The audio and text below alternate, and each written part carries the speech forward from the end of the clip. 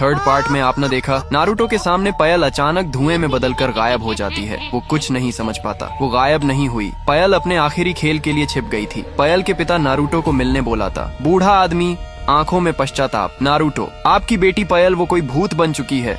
लेकिन ऐसा क्यों? पायल का पिता कुछ देर चुप रहता है, फिर कांपते हाथों से एक चाकू निकालता है। पायल का पिता धीरे से, मैंने ही मारा उसे, उस दिन उसे जंगल में ले गया क्योंकि मुझे बेटियां नहीं पसंद थी। चाकू से उसके सीने में वार किया। ये रहा वही चाकू। नारुतो हैरान और गुस्से में, आपने अपनी बेटी को सिर्फ इसलिए मार दिया क्योंकि वो बेटी थी। पायल का पिता, अब वो लौट आई है, तुझे रोकना होगा। इसी चाकू से गांव में डर का माहौल है। तब एक आदमी हाँफता हुआ नारुतो के पास आता है। आदमी डरते हुए, नारुतो, गांव के सारे बच्चे गायब हो गए हैं। खेतों के पास कुछ लिखा मिला, खून से लिखा है, अब मेरी बारी है। नारुतो गुस्से में, पायल तू सच में राक्षस बन गई है। नारुतो चाकू लेकर खेतों की तरफ दौड़ता है। पायल के चारों तरफ बच्चे बैठे हैं, रो रहे हैं। पायल किसी को मारने ही वाली होती है। नारुतो वहां पहुंचता है। नारुतो चीखते हुए, बस कर पायल, ये बच्चे तेरा बदला नहीं है। पायल धीरे से, आंखों में आंसू, जब मेरे पापा ने मुझे मारा मैं रोई थी नारुतो, लेकिन किसी ने नहीं सुना। अब सबको सुनना पड़ेगा। नारुतो, तेरा दर्द सही था, पर ये रास्ता नहीं। तेरे पापा ने तुझे मारा था, मैंने नहीं, इन बच्चों ने नहीं। पायल धीमी आवाज में, क्या मैं सच में राक्षस बन गई हूँ नारुतो? नहीं, तू